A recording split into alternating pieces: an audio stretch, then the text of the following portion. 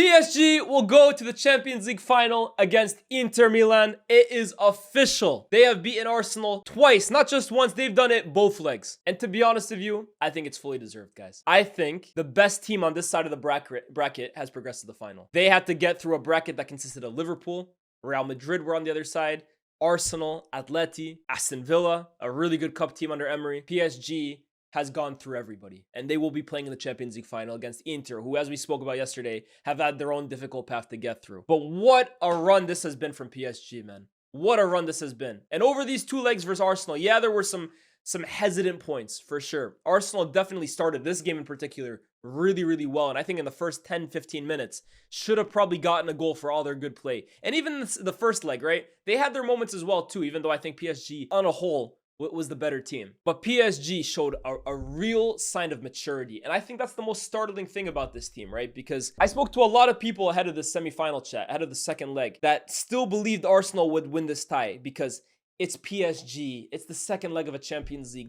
They always find a way of choking it. And to be fair, we said the same thing against Liverpool. We said the same thing against Aston Villa. And we'll probably say the same thing against Inter. But as someone who supports the Toronto Raptors in the NBA, and I'm going to take it completely to a different sport. As someone who supports the Toronto Raptors in the NBA, if you don't know anything about the Toronto Raptors, we're a team that were formed in the 90s. We've never been a team that can really attract big superstar names, which I guess makes us different to PSG, right? But always kind of seemed to collapse in the playoffs in the NBA right when it mattered most. No one ever gave us a chance because of the previous stigma until we finally got over the line and we won the championship in 2019. And it was like, oh, they finally did it. So we were choking. We always choke until we didn't. With PSG, though, it's kind of similar, right? Like, you can keep saying it's PSG, it's in their history, it's in their heritage, but someone has to break the curse. Eventually, someone has to come along and change the script. Flip the script. And with this PSG team, I think it just might be these guys. I'm not going to talk about the final too much, right? Because I think it's a fascinating matchup that honestly, at this current moment, if you ask me to pick a winner, I couldn't tell you. But the most impressive thing for me about this PSG team is their focus and concentration levels and how level-headed they remain in difficult periods. PSG of the past, whether it was Ibra's side, whether it was Cavani's side, whether it was Neymar and Mbappe's side, would let you down so many times when it seemed almost impossible to. Whether it was the remontada against Barcelona, whether it was Man United 2-1 in 2019, or 3-1, excuse me, when Man United went to Paris and became the first team ever to overturn a 2-0 home loss into a win. They have so many moments like this. Chelsea, you guys remember that season, Chelsea, where Demba Ba scored that last-minute winner to knock out PSG. They have so many moments like this. But I think this PSG team throughout this competition, right, whether it was in the Champions League early stage, right, where at one point they were near the bottom. They barely even qualified to the playoffs. And against Man City, if they didn't even get a win in that game, they would have gone home. 2-0 down after 45 minutes, they went back and won 4-2. Then in the quarterfinals, round of 16, excuse me, they play Liverpool. They lose the first leg at home after dominating that entire game. Everybody thought it's the same old PSG, the same old story. They went to Anfield, stuck to their game plan, stuck to what got them there, stuck to their minerals. They advanced on penalties. Then against Aston Villa, second leg, it looked a little shaky. Again, stuck to their minerals, got through. And then tonight, winning the first leg, coming up against an Arsenal team that everybody knew first 15 minutes, we're going to come at you with everything they got.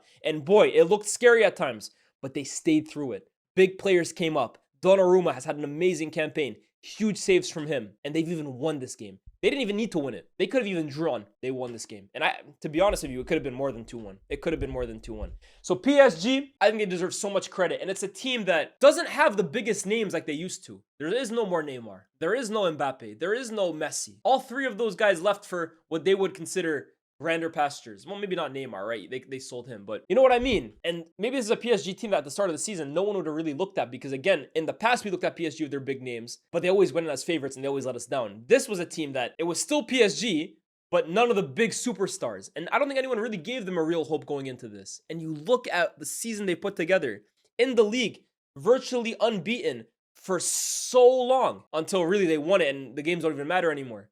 And in this Champions League campaign have arguably been, I really liked Barcelona up until last night, but arguably these guys have been the best team in the tournament. The football that they've played, Salah talked about it with L'Equipe today. He said, we lost to the best team in Europe. I think he very well might be telling the truth. The football these guys play is absolutely ridiculous. It's absolutely ridiculous. And Arsenal are the latest to feel that wrath. And let's call it what it is, right? Let's talk about the Premier League. Liverpool. No, forget about that. Manchester City in the group stage. Packed them up. Liverpool in the round of 16. Packed them up. Aston Villa in the quarterfinal. Packed them up. Arsenal in the semifinal. Packed them up. They ran through the Premier League. For all this talk that I've seen on social media recently about how would a team like PSG do in the Prem, the top 4 of last season, and for the most part, 4 of the best teams in the Prem at the moment, they ran through them. I think for anybody who doesn't watch French football, or anybody who doesn't give French football enough credit, this PSG team has kind of just spat in your face, to be honest with you. Because they have ran through the Prem. Ran through it. One by one by one by one. And now they'll be playing in the final. If we look at this game in particular, right? They did face City. They faced them in the group stage. Of course they faced City. They beat them 4-2. And they needed to win that game. It was a must-win game, otherwise they weren't even going to make it to the playoffs. Now, if we talk about this game in particular, as I said, everybody knew Arsenal were going to come into this game on fire because they knew going away from home, already trailing, they needed to win. And personally, I looked at this game, and I thought Arsenal need to score at least 2. And the thing is, even if PSG score first, I don't think it's the end of the world because eventually PSG will score. There's no way Arsenal are going to keep PSG scoreless in Paris for 90 minutes. But Arsenal needed to grab 2, probably even 3. And they knew that as well too. So first 15 minutes, they were onto them, bro. They were onto them, man. And if it wasn't for Donnarumma, it might be a different game today. It might be a different game because some of those saves against Martinelli, I mean, Declan Rice had a huge header that I actually think he should get on target.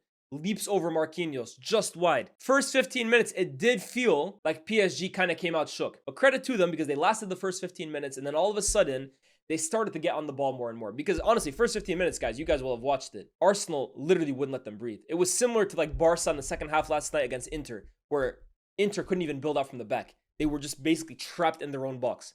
That's how it felt for a minute for PSG. But give them credit, eventually, they did slow the game down. They did get back to their own pace where, again, it's just metronomic with their possession.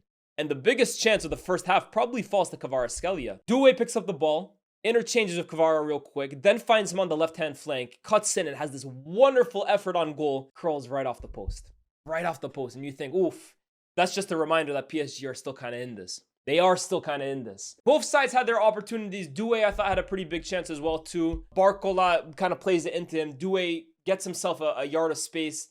Saliba, who I didn't think had the best game today, honestly, kind of allows him to get a shot off, and it was a tame effort at David Raya. Before the first half ended, there was a set piece from PSG, which was very interesting, right? Because so much of this tie has kind of built up around Arsenal set pieces and their physicality versus PSG's more technical side of the game. But honestly, if you pay attention to Arsenal recently in the league, set piece-wise, they've actually been getting punished by a few teams. I mean, Bournemouth put them to the sword last weekend. Throughout this Premier League season, I think defensively, set piece-wise, they have been a little bit vulnerable, which for all the talk about Jover and how big and strong they are aerially, it is a little bit of a concern, to be honest with you. And I always find it interesting that they never get to show Nicolas Jover when Arsenal concede off a set piece. Whenever they get one, it's all we ever see. Please, can you defend?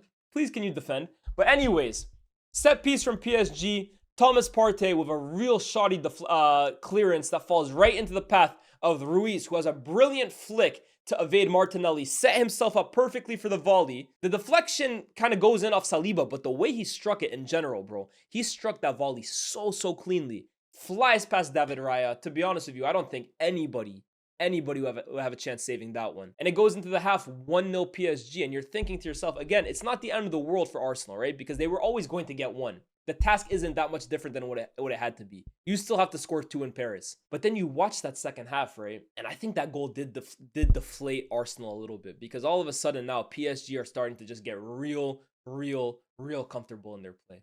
Real comfortable in their play. And lo and behold, it's Kvaratskhelia again, who had such a dangerous game today, centrally, off the left, popping on the right, as he does. You guys know about that. Real 90-minute threat from Kvaratskhelia, as per. But to be honest with you, I'm looking at Martin Odegaard in that situation, right? I'm looking at Martin Odegaard, and I feel like he has to win the ball off him there. I feel like, or not even win the ball off him, but he has to apply a lot more pressure in that situation. Has to. I'm even bugging, Chad. I'm even bugging. That's the Hakimi goal.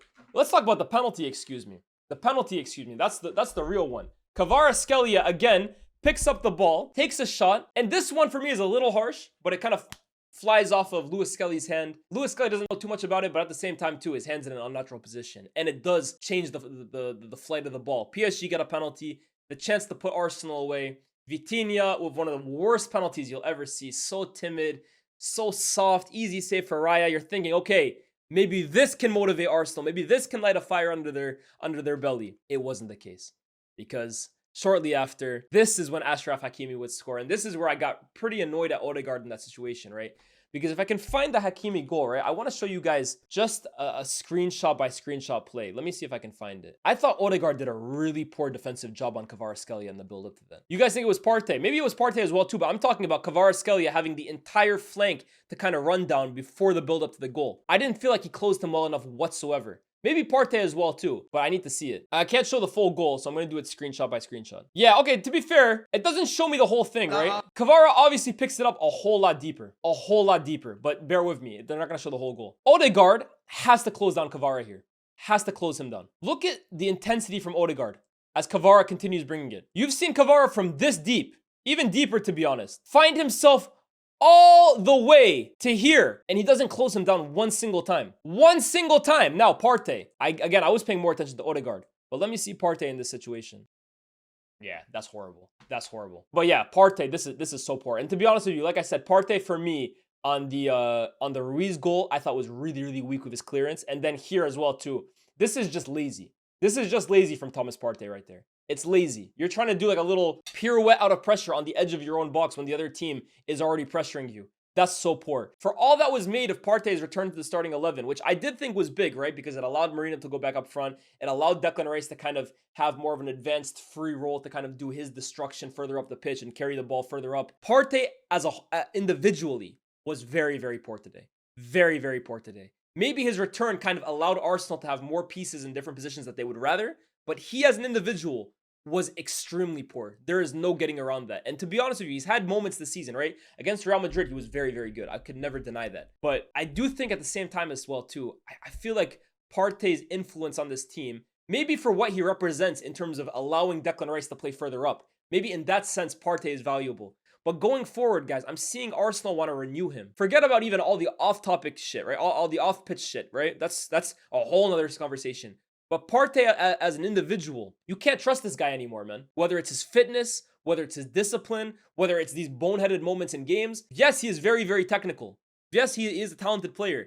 But in my opinion, he is not worth the hassle. I would be moving on from Thomas Partey at the end of his contract, personally. Finding a younger and more reliable guy than him. Personally. That was the Hakimi goal. At that point, guys, you're thinking to yourself, right? It could have been 4-0 on aggregate. It's going to be 3-0 instead. And at that point, is that when Bukayo Saka missed the open goal, chat? No, Bukayo Saka, first and foremost, found himself with an open goal that he did finish off. Really, it was a moment to forget from Marquinhos. He gets them back into the game. 3-1, 15 minutes. Is there anything left for this team? And there was one more moment that I thought if they could get this, with about 10 minutes left in the game, they might have a chance. And it was that cross across goal that Donnarumma couldn't get a hand on. And I think Bukayo Saka is looking at that, expecting Donnarumma to kind of grab it. Obviously, Donnarumma can't claim it. It falls to Saka. And I'm not trying to make excuses here for Saka, right? Because ultimately, it's a bad miss. He should score it. It's an open goal, point blank. It reminds me of Raheem Sterling against Lyon, to be honest with you. But the difference is, I think he doesn't keep his eye on the ball. Because I think he's looking at Donnarumma, expecting Donnarumma to claim it. And when he doesn't, he didn't even take the chance, to be honest with you. Because he reacts late to it. It's like, oh shit, Donnarumma didn't get it. The ball's here. Miss.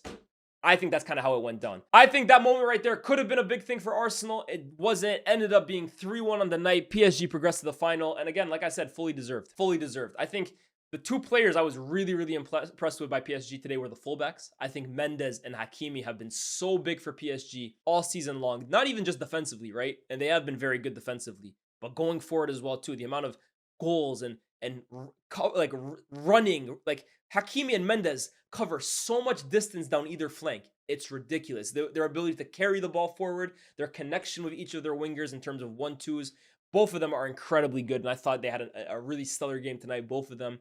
And then Joao Neves, who was my man of the match in the first leg, and he might actually be my man of the match in the second leg as well, too. I read a stat today, right? That Joao Neves, if I can find it. Yeah, so as of halftime, Joao Neves has made 55 tackles in the Champions League this season. Obviously, that was at halftime. He's made more now, right? It's the most by a midfielder in a single Champions League campaign since Gennaro Gattuso in 2007-08 with 59.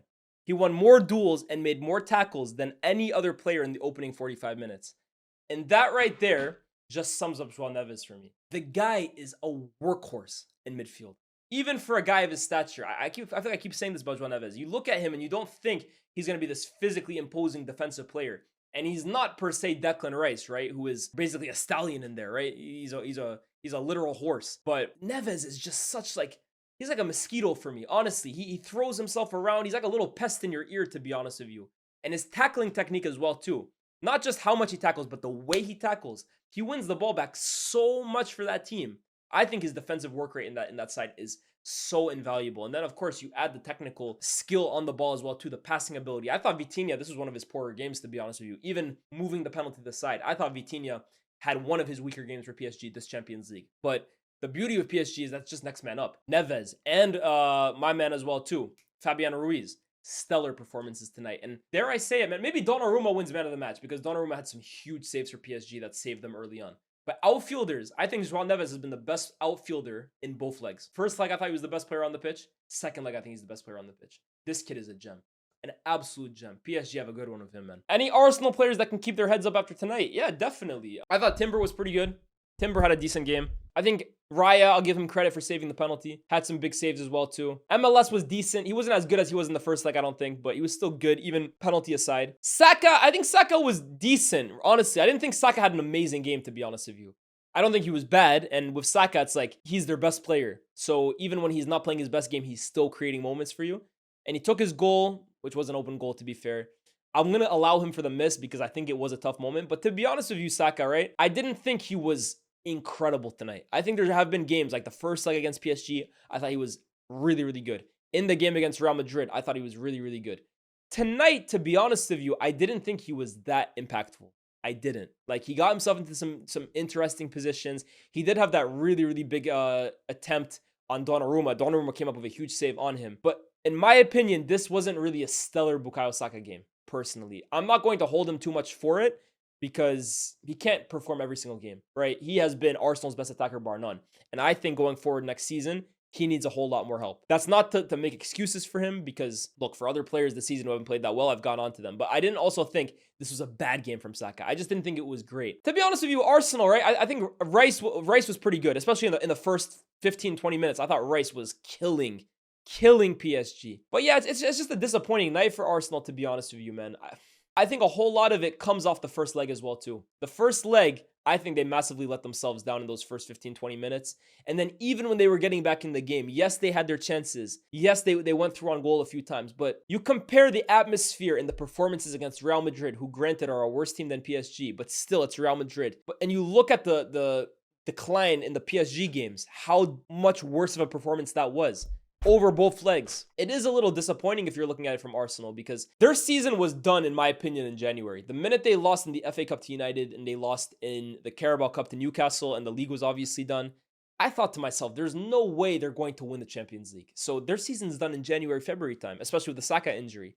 And fair play to them. That win against Real Madrid was so big and I thought had such an impact in terms of lighting a fire under their ass that, oh wow, this could be like one of those runs, maybe a Chelsea 2012-esque run where against all odds, they go to the Champions League final and win it. That to kind of go out in the way they have after such a high, I don't want to say it almost feels like what was Real Madrid even for? Because you have to take care of whoever's in front of you. And it is a big performance from them. But I am looking at that Real Madrid tie now and saying, damn, all that for what? You guys might think that sounds harsh, but it's like, all that for what? I don't know. The way I'm looking at it, I'm like, wow. That was one of those games that kickstarts the rest of your season. And if anything, you look at them in the league since then, they've been a disgrace, but granted, you can maybe forgive them because they were focusing more on the Champions League. Even though I thought losing all these games in the Prem and the manner in which they were, not even losing, but the manner in which they were kind of just going through games through the motions. I didn't think it boded well for them going up against PSG because you want to go into these games with momentum and with a lot of, like, I don't know, good feeling. And then you look at the way they played against PSG. Again, they haven't been bad, but it's just been meh, to be honest with you. And to be honest, I think that sums up Arsenal's entire season. It's a mess season. Yes, they've gone far in the Champions League, probably farther than anybody really thought they would. But when you look at the season as a whole, for a season that had so much promise before a ball was kicked, they went into this season really thinking this would be the year they kind of finally got it done in the league. Maybe a deep run in the Champions League after the Madrid game seemed possible. I don't know, man. This kind of leaves a bitter taste in my mouth watching Arsenal. And I've been kind of paying attention to the whole conversation around the club and around Mikel Arteta. And I'm of the opinion that Arteta definitely deserves next season. And I think Arteta's a very very good manager. I'm going to stand by that, right? I said that after the Real Madrid tie, and I stand by it now. He's a very good manager. But one thing with Arsenal, right? And my good friend Sharky on SDS always talks about how he'd rather be in Arsenal's position to Liverpool's position. Oh, the next 5 years, I'd rather be Arsenal than Liverpool. And he always says, oh, we're eventually going to win titles. Like, they're coming. The Prems are coming. I do think at times, right? And this isn't just Arsenal. This is every club, right? No club has a divine right for their project to end up in silverware, right? Just because you have a really, really good project and the trajectory seems upward doesn't mean that eventually trophies will come. When you're good and trophies are available, I'm sorry, guys. You have to snatch them because there's no guarantee they're going to be there in the future. That's all I'm going to say. All of this talk about Arsenal, their age and their best remember what they were saying last year, right? They're best poised to dominate the Prem after City leave the league or after City kind of fall apart. Arsenal are best poised to take over. I often feel like it never ends up really happening like that, man. When you have opportunities to win silverware, you have to take them because you never know how long your project is going to last. Yes, Arsenal are a very young team, but there is no guarantee that the next 5 years is just dominated by Arsenal. Hell, if we're being real, there's not even a guarantee next season that they don't get it done. In fact, I think next year is huge for them because I think they will still be up there, and I think they need a huge summer to kind of go at it again. But we're already hearing the rumors about Saliba. I think Bukayo Saka is going to stay at Arsenal for the most part, but again, he's a competitor. And Arteta as well too. If this project eventually doesn't kind of breed the results and breed the silverware that were early promised over the last 3 years, guys are going to get tired, man.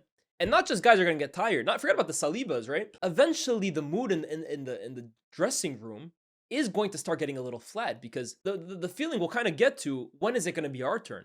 When is it going to be us? When is it going to be us lifting the trophies? I'm just saying, I'm not trying to make this a whole bigger conversation than it needs to be, right? Because it's a loss. It's a disappointing loss for Arsenal.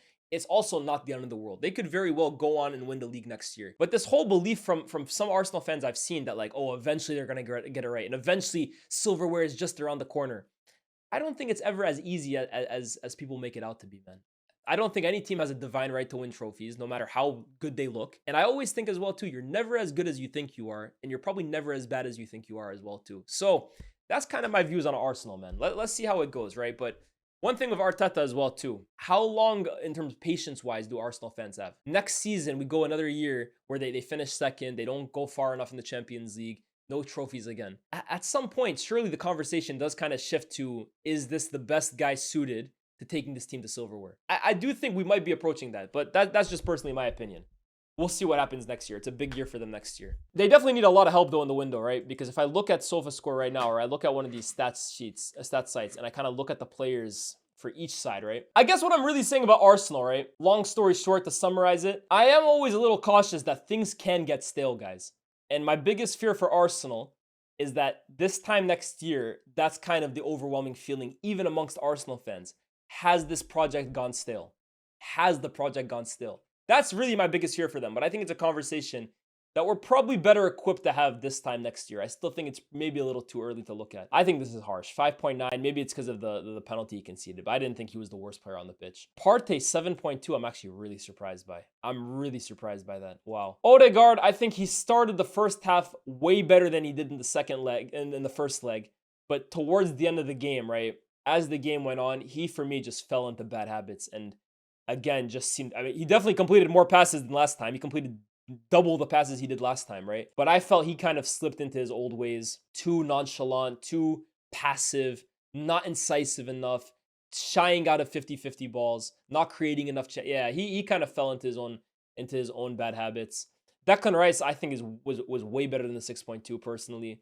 Merino just didn't have the impact you want from Merino, right? Like, you know what Merino is at this point in terms of as a striker. He's a target man. He's a guy that can win those balls in the air. He's a threat on set pieces. Has decent anticipation inside the box, but when you don't feed him any chances, he's close to ineffective, which is effectively what he was today. And Saka, yeah, he grabs the goal. I thought he was okay. For me, honestly, with Arsenal, it's just an okay performance. It's really hard for me to take too much out of it, even from PSG, right? Pacho, this guy right here, I'm a big fan of him. I think throughout this Champions League campaign, I think he's kind of gone down under the radar because obviously there's bigger names, right? But I think he's been really, really good. And personally, out of these two, I think he's been PSG's best center back. Marquinhos, you catch life, my boy. You catch life. Seriously. Another mistake, if I speak. Vitinha, I thought this was his worst game of the campaign so far. Barcola, they need Dembele back, man. They need Dembele back. Dembele came on. I thought he looked a little rusty. To be expected, to be honest with you. To be expected. But they definitely need him back in that false nine role. Doué, I think 7.1 is a little generous. I didn't think he was the best today. Especially because he was playing a lot centrally as well, too. And then Ruiz, yeah, just a really, really good player. But I want to talk about this guy, man. I want to talk about this guy. Gianluigi Donnarumma. I'm sorry. Ladies and gentlemen, this is an official Lyes Bouzidi apology. Gianluigi Donnarumma, this is the last time I will ever speak bad about you. Everything I ever said about you in the past, you have proven wrong this campaign. On record, I have spoken about thinking Donnarumma and Marquinhos have kind of been at the scene of the crime of every single PSG elimination in the Champions League over the last few years. And even more so than just being seen at the crime, suspects, they've had their fingerprints all over it. Forensics, they come back. Yeah, Donnarumma, Marquinhos, guilty. Send them. Not even in the jail, under the jail. Donnarumma, all is forgiven. His performances this season in the Champions League, guys. If we were making a Champions League team of the tournament, right? Which we can do maybe in a different video. Summer has been really good, to be fair to him. But Donnarumma, wow. Wow. That game against Liverpool at Anfield. Then the penalty shootout. Then the game against Aston Villa. Then both legs against Arsenal. Donnarumma. Wonderful, man. Wonderful. And he's finally playing his size. You know what I mean, right? Like, he's 6'8". How tall is Donnarumma? I swear he's tall as hell. He's 6'5". That's at 6'8". I think he's Jason Tatum. 6'5". He looks 6'8". He's 6'5", right? He should be the Italian Courtois in terms of physically imposing, getting saves that you would never even imagine possible. Like, getting down low, being a presence. And up to this season, yeah, he had the Euros where he was really, really good. And of course, he showed so much promise early on at Milan. But at PSG, I've just always felt like, what's the point in being 6'5" if you can see this many easy chances? If you can see this many easy goals, shots going under you, not getting down low enough. But this season, he's looked like Courtois, man. Some of the saves, honestly, that he's made, whether it was the Trossard save last leg, whether it was the Saka save tonight, whether it was some of the saves against Liverpool, it looks Courtois-esque. I don't think I'm crazy to say that. They look like Courtois-esque saves. I'm really happy for Donnarumma, right? This is a guy that obviously came into the game with so much expectation. People were saying this was the successor to Buffon, right? And he has a lot of time on his hands, right? He only recently turned 26, which is actually crazy because Donnarumma feels like he's been around forever. And to be fair to him, I'm very happy that it looks like it's finally kind of happening for him, man. At 26, it looks like he's finally growing into the goalkeeper that everyone expected him to be. So, bravo, Gianluigi, man. Honestly, he has been incredible. And tonight, if it wasn't for him, we might be looking at a different final. Arsenal might be playing in a final in a few weeks. Now, not too much to say on the game, to be honest with you, because if we're being real, that wasn't a great game. Compared to last night, the 4-3, that was not a great game. It wasn't the most exciting. And once PSG kind of scored that second, you obviously kind of felt that Arsenal weren't going to get anything out of this game. It almost feels like a formality. But if we're looking at the final, I will do a whole video, a whole breakdown on how I think that game is going to go, because I think, again, just like both these semifinals, it's a fascinating matchup. I think that's what the Champions League has been about this year. Styles making fights, whether it was Arsenal and Real Madrid, whether it was Barcelona and Inter, whether it's now going to be Inter versus PSG. It's a fascinating matchup. And yet again, another one where both managers and the way they view how the game should be played and the way their teams execute their philosophies are night and day. Night and day. So I will kind of go into a full breakdown on a different video. But if I really have to pick an early winner out of this tie, PSG Inter, I can't separate them, chat. I can't separate them. I think they're so evenly matched. PSG are favorites on betting sites. Maybe PSG have the slight kind of advantage, but someone sent me a stat today, right? And I can pull it up right now, that Inter have been behind in this Champions League campaign for a total of 16 minutes. 16 minutes out of a possible 1,260 minutes. 6 minutes in the San Siro against Barca, 6 on the return home against Bayern, 4 to Leverkusen in their only defeat. That's staggering. I'm really excited for it. Maybe PSG get the slight advantage, but I think go predict that at your own peril, man. Yes, if you think about it, that same Gen group has been to the Champions League final before. It's a much better sign. It's Inter and Inzaghi's time. Yeah, to be fair too, right? If we're going off narratives, right?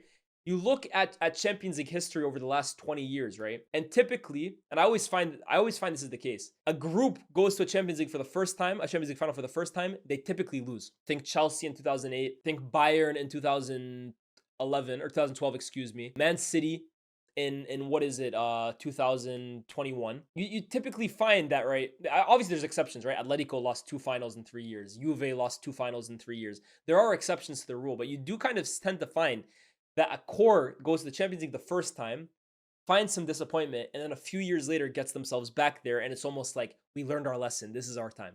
It's happened a few times, and if that's the case, this Inter team, they do have experience at this stage. Yes, PSG have gone to a final of late, 5 years ago, but you look at the team then compared to now, the only survivor is Marquinhos. Everybody else is a different player. So in that sense, you would say history kind of favors Inter here. And teams like Inter do often find a lot of success in the Champions League. I mean, that's the reason they've got to this point in the first place. But over 90 minutes, or maybe it is over 120 minutes, this can go either way, man. Honestly, I really find it tough to predict. I'll give you guys a better prediction in an actual video. You need to rethink your goalkeeper narrative. This final will have the best 2 keepers in the competition. Goalkeeper hype, man. I think to win the Champions League, the goalkeeper has to play a big role. That's what we're doing now, man. Goalkeepers. I give them... This is the problem with goalkeepers, man. I give them an inch, they want a mile. I praised Donnarumma in summer. Now the whole final has to be about them. Goalkeeper hype, man. Bun both of them. I'm never praising goalkeepers again, man. I think the fullbacks will be big. Definitely. Dumfries and DiMarco on one side. Hakimi and Mendes on the other. I think they're going to be really, really big. But yeah, man. Another big talking point as well, too, huh? Mbappe. So you're telling me Mbappe left PSG for this long-awaited quest for the Champions League, this long-awaited quest for the Ballon d'Or, and in year 1, they're in a Champions League final, and they might win it. Sometimes in the life, I'm just saying, man, it's interesting. It's an interesting narrative, bro. If PSG win the Champions League a year after Mbappe left them on a free, in the quest to go win the competition that they end up winning, and his early rival Ousmane Dembele, I don't care how much of a friendship they have, that's still your OG rival. Dembele versus Mbappe, 18, 17 years old. We all remember where we were, man. We all remember what side we took at the time. For him to win a Ballon d'Or before you, don't let it happen. Don't let it happen, man. Don't let it happen. That's a bad look. Chat, that's a bad look for Mbappe if that happens, bro. It is. You can't tell me it isn't, bro. Mbappe leaving a team that gave him everything. Every request he had. Sell Neymar, bring Dembele, bring this. You left them to go to Real Madrid, who had already won the competition before you. They crash out early. You have a relatively disappointing first campaign. And the team you left go on and win the competition. And Dembele wins the Ballon d'Or. That's not a good look, bro. That's not a good look. Dembele will not win the Ballon d'Or. I mean, I think he has a good chance, guys. I think he has a good chance. I think whatever metric you want to kind of look at, I think he ranks pretty highly in. Numbers, I think in 2025, no one has more goals in all of Europe's top 5 leagues than Ousmane Dembele. I think on the eye test, he is a wonderful player. In terms of big games, he has been wonderfully decisive in nearly every single big game PSG have played this season. And then the trophies as well, too. He won the league. He's in the Champions League final. If he wins that, that's big. I don't know about the cup. Did PSG win the cup this year? They can still win the cup. Dude, Dembele might win a treble, bro. I'm sorry. Again, for me, the Ballon d'Or, you know me, I tend to stay away from it. But if you really want to go off who has a good chance of it, he has a very, very big chance. I think he would have to win the Champions League to do it, based on the fact that he plays in Ligue 1. I think that will always kind of hold weight against him in the eyes of voters. But I think Ousmane Dembele has a wonderful chance of winning it. A wonderful chance. It lies heavy on them winning the Champions League, though. They didn't give Haaland the Ballon d'Or after a treble and record-breaking season, though, so I don't know. Well, to be fair, though, there isn't like a messy World Cup campaign that he's competing against. Anyways, let me know, guys, in the comment section down below. PSG versus Inter. The final that, first of all, I didn't predict. I went into this thinking Arsenal and Barcelona were going to progress. That didn't go through. But PSG-Inter, that is going to be massively interesting. A real good game. I'm trying my hardest to be at that game, by the way. I am trying everything I can to be at that game. We'll see how it goes. Let me know who you guys think wins in the comment section down below. And I'll see you guys very, very soon. Peace.